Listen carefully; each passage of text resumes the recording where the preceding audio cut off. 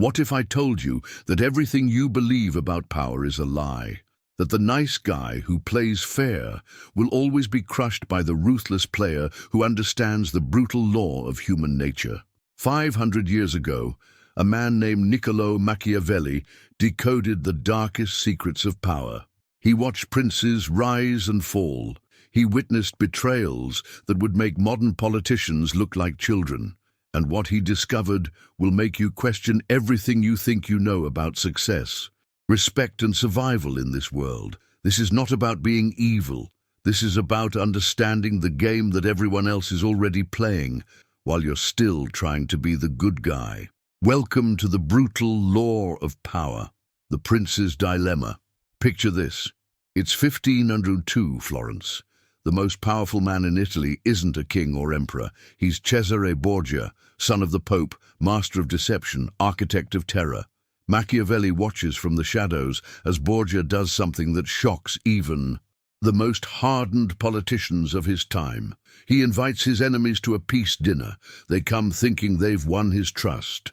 By dawn, they're all dead. But here's what Machiavelli realized that night, and what will change how you see every interaction for the rest of your life. Borgia didn't kill those men because he was evil. He killed them because he understood a fundamental truth about human nature. People respect what they fear more than what they love. Think about your own life, right? Now, that co-worker who takes credit for your ideas, that friend who only calls when they need something, that boss who promotes the ass-kissers while ignoring your hard work. They're not doing this because they're inherently bad people. They're doing it because they can, because you've shown them that you're safe to exploit. You've taught them that you won't fight back. Machiavelli called this the fatal error of the good man, the belief that virtue alone will protect you, that playing by the rules will eventually pay off, that being nice will earn you respect. It won't. While you're being considerate, someone else is taking your promotion. While you're being fair, someone else is building the relationships that matter. While you're waiting for recognition, someone else is creating their own opportunities. This isn't about becoming a monster. It's about understanding that power has its own language, and if you don't speak it, you'll forever be at the mercy of those who do. But there's something even darker that Machiavelli discovered about the nature of power, the illusion of goodness. The Medici family ruled Florence for centuries, not because they were the strongest, not because they were the smartest, but because they mastered something that most people never understand, the art of appearing virtuous while being absolutely ruthless. Lorenzo de' Medici would fund beautiful churches while strangling his competition. He'd host grand feasts for the poor while secretly manipulating grain prices. The people loved him, his enemies feared him, and that combination made him untouchable. Here's what Machiavelli learned from watching the Medici. Public perception isn't about truth. It's about control. It's about making people see what you want them to see while hiding what they can't handle. Think about the most successful people you know. The CEO who everyone thinks is such a nice guy. The politician who really cares about the people. The influencer who's just being authentic. They're all performing. They understand that people don't want the truth. People want to feel good about supporting you. They want to believe that success comes from virtue, that power can be clean. It never is. But here's where most people get it wrong. They think Machiavelli was teaching people to be fake, to lie and manipulate everyone around them. That's not it at all. Machiavelli was teaching something much more sophisticated.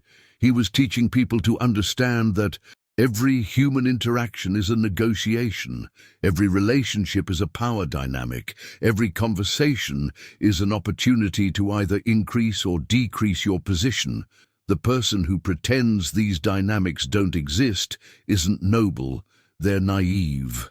And in a world where everyone else understands the game, naivety is not just useless, it's dangerous. When you refuse to acknowledge power dynamics, you don't eliminate them. You just guarantee that someone else will use them against you. That friend who always makes the decisions, they understand power. That colleague who somehow gets away with everything, they understand power. That family member who always gets their way. They all understand what you're pretending doesn't exist. The mercy trap.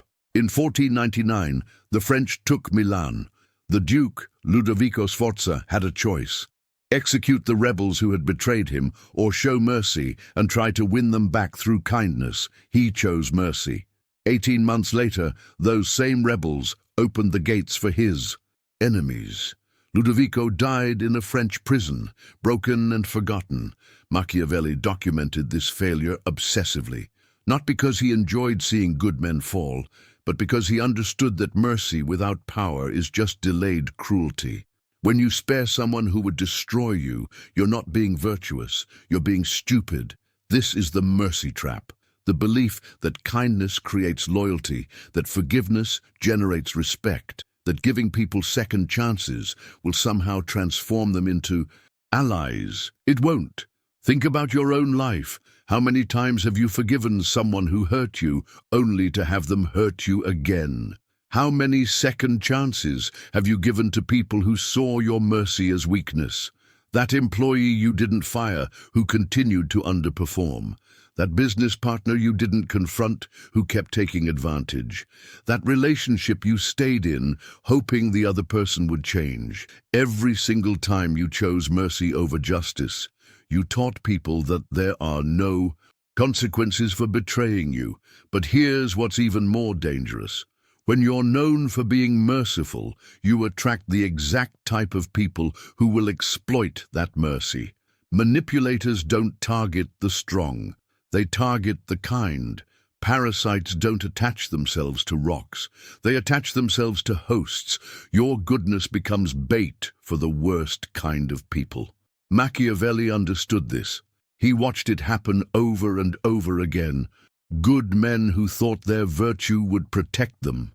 Leaders who believed that kindness would inspire loyalty. They all fell. Not because they were weak, but because they confused being liked with being respected. They confused temporary peace with actual security. Real power isn't about making people like you. It's about making sure they can't afford to cross you. This doesn't mean you become a tyrant. It means you become strategic. It means you understand that sometimes the most merciful thing you can do is demonstrate exactly what happens when someone tests your boundaries, because the alternative isn't peace, it's chaos. The alliance illusion. Venice, in the early 1500s, was the richest city in Europe. They had the strongest navy, the best trade routes, the most sophisticated banking system. They also had the most allies. Venice made deals with everyone: the French, the Spanish, the Pope, the Holy Roman Emperor. They thought their web of alliances made them invincible. They were wrong. In 1508, every single one of their allies turned against them simultaneously. The League of Cambrai formed with one purpose: destroy Venice. In less than 2 years, the most powerful city-state in Europe was brought to its knees by their own friends. Machiavelli studied this catastrophe obsessively because it revealed something terrifying about human nature, something that applies to every relationship in your life. People don't betray their enemies. They betray their allies. Think about it. Your enemies are already against you. You expect opposition from them. You prepare for it. You guard against it. But your allies, you trust them, you share your weaknesses with them, you rely on them, you make yourself vulnerable to them. And that's exactly when they strike. This is happening in your life right now. That business partner who knows all your financial details, that friend who knows all your insecurities, that colleague who knows all your strategies, they have the power to destroy you precisely because you trusted them. Venice's mistake wasn't having enemies. It was believing that shared interests create permanent loyalty. They thought that because their allies benefited from the relationship, those allies would never turn. Benefits can be replaced. Loyalty cannot be bought. When France offered Venice's allies a better deal, they took it. When the Pope decided Venice was too powerful, he turned their own allies against them. When the Emperor saw an opportunity to crush them, he used their trust as a weapon. This is not ancient history. This is your future if you don't understand the lesson. Every person in your life is constantly evaluating their relationship with you, not based on emotion, not based on history, based on advantage. The moment someone more powerful offers them a better deal, your loyalty becomes a liability. The solution isn't to trust no one. It's to understand that trust without leverage is just hope. It's to realize that the strongest alliances aren't built on friendship. They're built on mutual necessity. When your allies can't afford to betray you, they won't. When betraying you costs more than it benefits, you're safe. But the moment that equation changes, your best friend becomes your worst enemy. The fear versus love paradox. It is better to be feared than loved if you cannot be both. This is Machiavelli's most famous quote. It's also his most misunderstood. People think he was advocating for tyranny, for ruling through terror, for being hated. He wasn't. Machiavelli was pointing out a brutal mathematical reality about human nature. Love is voluntary. Fear is automatic. Love depends on the other person's mood. Fear depends on consequences. Think about the people you truly respect in your life, not the ones you're afraid of. Not the ones you're trying to impress, the ones you genuinely respect. I guarantee they have clear boundaries that they enforce consistently. They don't threaten. They don't need to. Everyone around them understands exactly what will happen if those boundaries are crossed. And because everyone understands the consequences, no one tests them. That's not fear, that's respect, backed by certainty. The leaders who try to be loved without being respected create chaos. They make promises they can't keep. They avoid difficult decisions. They sacrifice long-term stability for short-term approval. And eventually, everyone suffers. Look at your own relationships. The people who walk all over you. Do they love you or fear you? The colleagues who ignore your input. Do they love you or fear you? The family members who take you for granted, do they love you or fear you? They don't fear crossing you because they've learned there are no real consequences. But here's what Machiavelli understood that most people miss.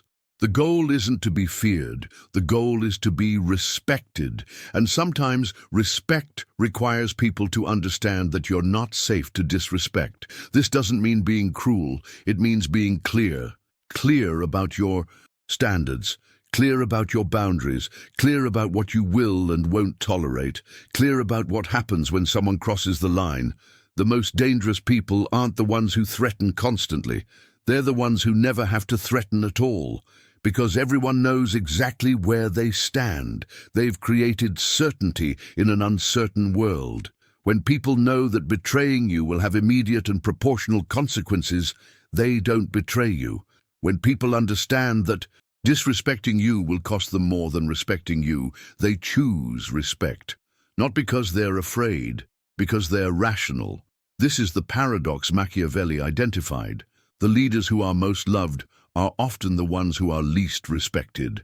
And the leaders who are most respected are often the ones who never have to demand it, because they've made it clear that disrespect simply isn't an option. The modern Prince Jeff Bezos built Amazon by understanding Machiavellian principles better than almost any modern leader. But he didn't do it through fear or cruelty. He did it through systematic elimination of uncertainty. Every decision at Amazon is measured. Every relationship is strategic. Every alliance is temporary.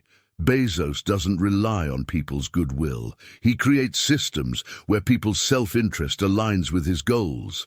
That's pure Machiavelli. Employees don't work hard at Amazon because they love Jeff Bezos.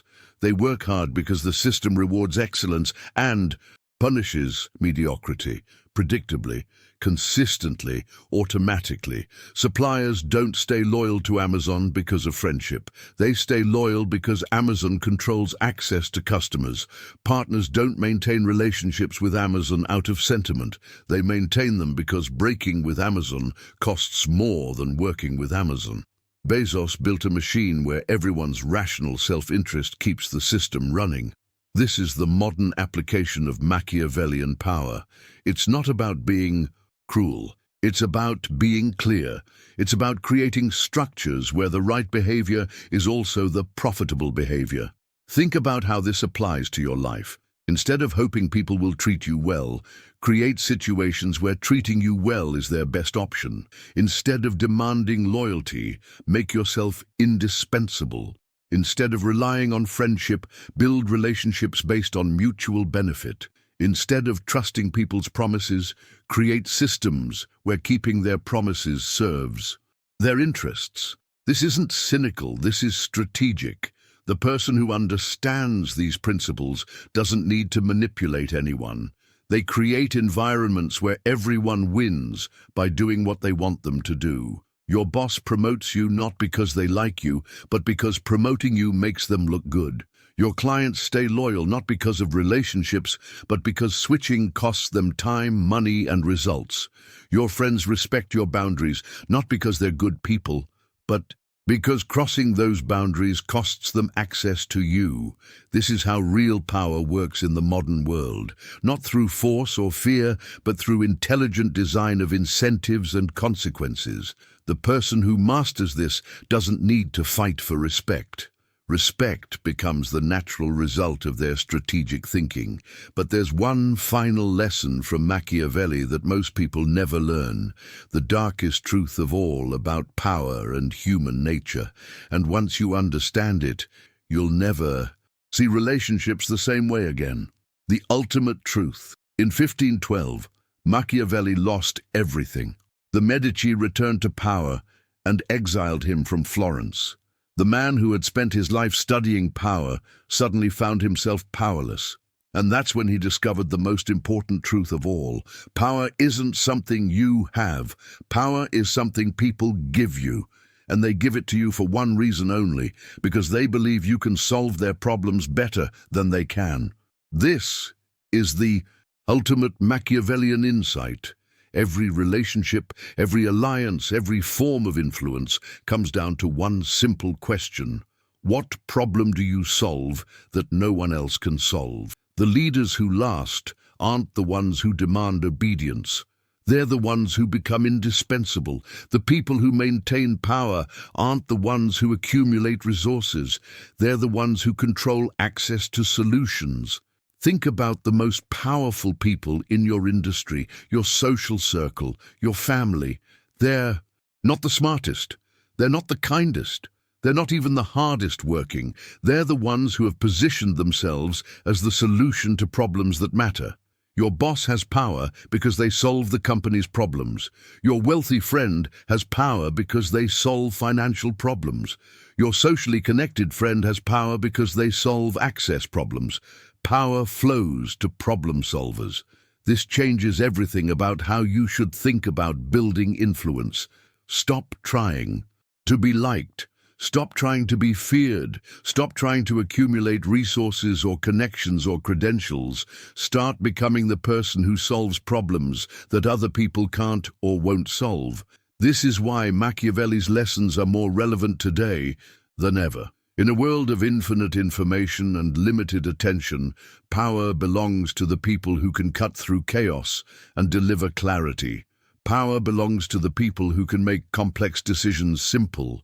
Power belongs to the people who can turn uncertainty into certainty.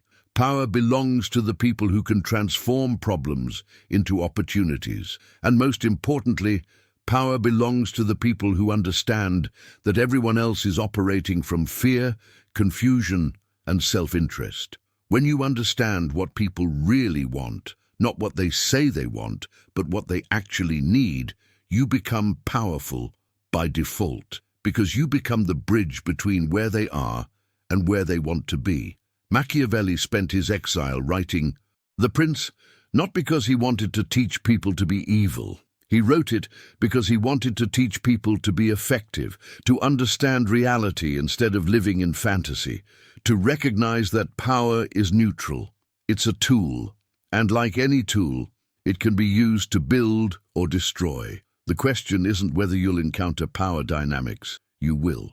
The question is whether you'll understand them well enough to navigate them successfully, whether you'll develop the skills to protect yourself and the people you care about, whether you'll become someone who shapes their environment or someone who gets shaped by it. This is Machiavelli's final lesson.